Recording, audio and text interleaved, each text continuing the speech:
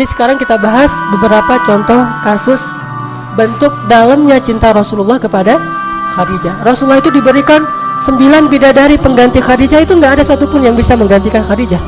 Kalaupun 9-9-nya itu bersatu untuk beramal soleh, berbuat baik, mencintai Rasulullah setulus hati mereka, sama sekali tidak bisa menggantikan perasaan tentang Khadijah di dalam hati Rasulullah SAW. Itu dalam banget tuh. Cinta Rasul kepada Khadijah tuh sangat-sangat dalam, melebihi cinta beliau kepada Aisyah. Dan begitulah hati laki-laki. Hati laki-laki itu Allah jadikan tidak mungkin bertemu dua cinta secara persis sama dalam hatinya, nggak ada. Makanya Allah mengatakan, "Walan tastati'u an ta'dilu bainan nisa'i walau harastum." Kalian nggak bisa untuk benar-benar adil kepada perempuan walaupun kalian mengusahakannya. Adil dalam ayat ini adalah adil perasaan. Sedangkan di awal surat An-Nisa Allah mengatakan, wa in khiftum alla ta'dilu fawahidatan. Kalau kalian khawatir tidak bisa adil, maka satu, adil di dalam ayat itu adalah adil nafkah. Ini kalau kita bahas fikih, ada 2 kali Allah menyebutkan adil di surat An-Nisa. Pertama di awalnya, kedua di tengahnya, yaitu di juz kelima. Adil yang pertama itu artinya adil nafkah, sedangkan adil yang kedua itu adil perasaan. Nafkah bisa adil, perasaan tidak. Dan Rasulullah tetap nggak bisa adil dalam perasaan beliau terhadap istri beliau, dan yang paling benar-benar beliau cintai dan dalam terasa di hati beliau adalah Khadijah. Pertanyaannya, apa yang dilakukan Khadijah sehingga bisa memenangkan hati seorang hamba yang paling dicintai Allah, Rasulullah SAW? Ini yang harus kita cari tahu, terutama bagi ibu-ibu, gimana memenangkan hati suami walaupun mungkin secara fisik Khadijah usianya udah 60 tahun ketika meninggal, 65 tahun, atau ketika menikah dengan Rasulullah 40 tahun, sementara Aisyah 9 tahun, 11 tahun, 10 tahun di masa-masa awal menikah dengan Rasulullah, masih muda sekali. Hafsah 17 tahun, Sofia 19 tahun, Maria 22 tahun, muda-muda nih. Tetapi nggak ada yang bisa mengalahkan Khadijah dalam urusan menguasai hati Rasulullah SAW. Rasulullah itu dalam banget cintanya kepada Khadijah. Nih, salah satunya nih, pernah Rasulullah SAW ketika beliau sedang duduk bersama Aisyah nih, lagi berduaan sama Aisyah, tiba-tiba ada yang ngetuk pintu dan terdengarlah suara sepupunya Khadijah yang datang bertamu ke rumah Rasul. Tapi gaya ngomongnya tuh mirip Khadijah, karena dia sepupu mungkin punya gaya ngomong yang sama gitu. Gaya ngomongnya mirip, suaranya mirip, sehingga ketika mendengar tok-tok assalamualaikum dari sepupunya Khadijah, Rasul langsung terperanjat dan langsung ke pintu, membukakan pintu untuk tamu beliau yang beliau menghormatinya, memuliakannya, sebagaimana beliau sangat mencintai dan menghormati Khadijah, sehingga diberikan semua jamuan-jamuan yang terbaik yang dimiliki oleh Rasul untuk sepupu Khadijah. Aisyah ngelihat itu, Rasulullah kalau ke Khadijah, jangankan Khadijahnya, sepupunya yang datang itu Rasulullah tuh bahagia banget. Ini sepupu Khadijah, bangga gitu. Kesempatan yang lain yang datang adalah teman-temannya Khadijah. Jadi satu geng dengan Khadijah di masa hidupnya, dan tentunya udah seusia Khadijah 67 tahun, 70 tahun, nenek-nenek nih datang ke rumah Rasulullah. Tapi karena ini adalah teman-temannya Khadijah dulu, Rasulullah itu nyembeli domba, apa aja dikasih untuk teman-temannya Khadijah. Saking ingin memberikan yang terbaik buat temannya Khadijah, bagian dari bentuk cinta beliau kepada Khadijah. Sampai pernah Rasulullah itu menyembeli domba, terus setengah dari domba itu dihadiahkan dagingnya itu untuk teman-temannya Khadijah.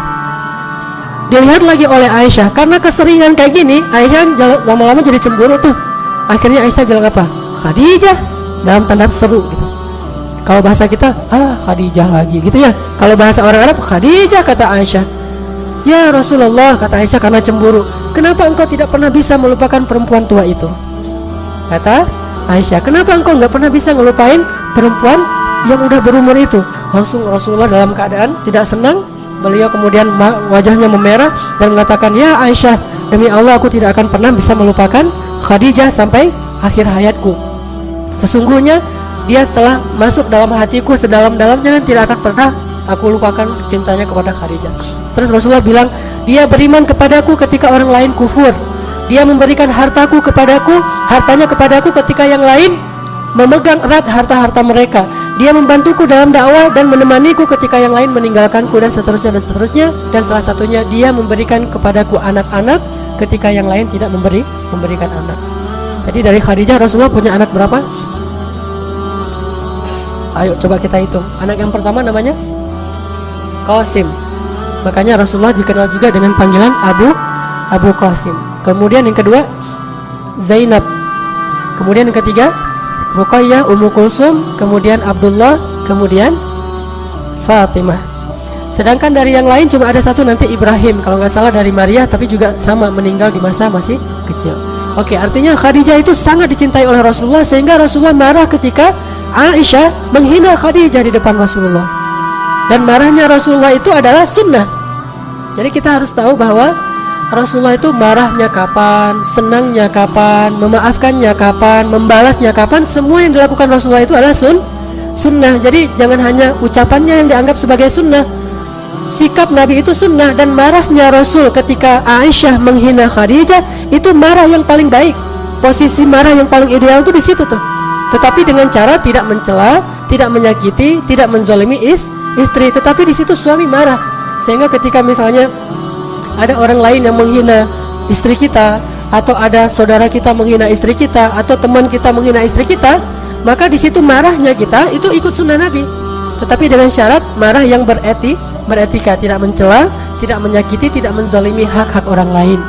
Dan Rasulullah SAW kadang beliau marah, kadang beliau senang, kadang beliau memaafkan, kadang beliau membalas sesuai dengan haknya. Semua ini adalah sunnah Rasulullah SAW. Ini salah satu contoh bagaimana cintanya Rasulullah kepada Khadijah. Ada lagi yang lebih menakjubkan. Ketika terjadi perang Badar. Perang Badar dimenangkan oleh siapa? Oleh kaum muslimin.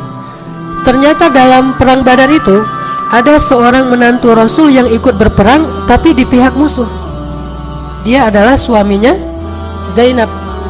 Jadi Zainab menikah, kemudian Rasulullah dapat wahyu berdakwah, tapi suami Zainab tidak mau ikut dakwahnya Rasulullah SAW. Jadi menantu beliau sendiri tidak mau beriman kepada Rasulullah SAW. Sehingga ketika Zainab hijrah ke Madinah, suaminya tidak ikut hijrah dan dia tinggal di Mekah. Terjadilah tahun kedua hijrah itu perang Badar, dan suaminya Zainab ikut dalam pasukan musuh, pasukannya Abu Jahal, berperang dalam perang Badar melawan Rasulullah.